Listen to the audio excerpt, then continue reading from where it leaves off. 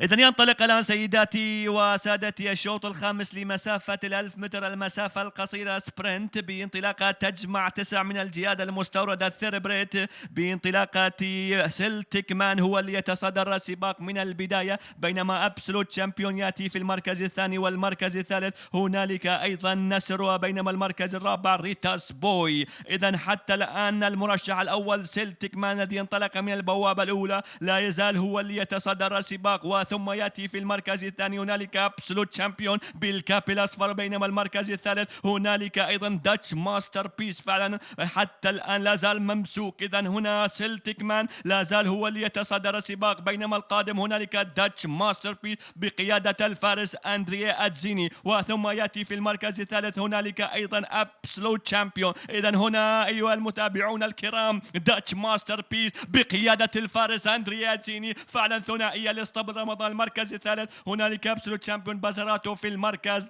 الرابع. فعلا في أول مشاركات داتش ماستر بيس بقيادة الإيطالي أندريا زيني من ينتزع ويخطف الشوط الخامس على كاسمو الشيخة شيماء بنت ناصر بن حمد آل خليفة. كما ذكرنا أن هذا الجواد ينتزع الشوط الخامس مع الفارس أندريا أتزيني في قيادة موفقة من هذا الفارس العالمي. المركز الثاني سيلتيك مان المرشح الأول اللي كان في هذا الشوط. فننتظر نتيجة المراكز الأربعة الأولى والمعتمدة أيضا من قبل لجنة التحكيم وصورة النهاية.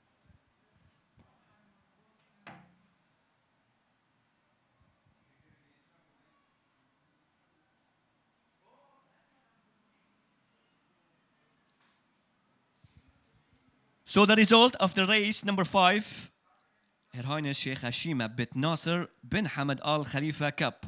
The winner is number 4, Dutch Masterpiece, ridden by Andrea Zini. Masterpiece in his way back to the winner's circle of Rashid Equestrian Horse Racing Club.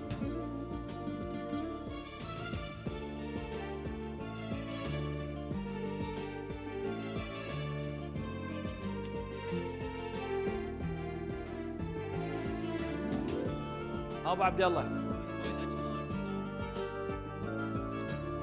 كما تابعنا مشاهدينا الكرام الشوط الخامس على كأس سمو الشيخ هشيمة بنت ناصر بن حمد بن عيسى آل خليفة الله يحفظها ويرعاها لمسافة 1000 متر مستقيم. السباق كان سباق توازن من 0 إلى 100، يعني صراحة كان أداء رائع من قبل الجميع، ولكن اسطبل رمضان وأيضا من خلال جابر رمضان وعقيل حسن وما شاء الله النخبة تأتي، وأيضا من قيادة أندري كان أداء رائع من خلال قيادته.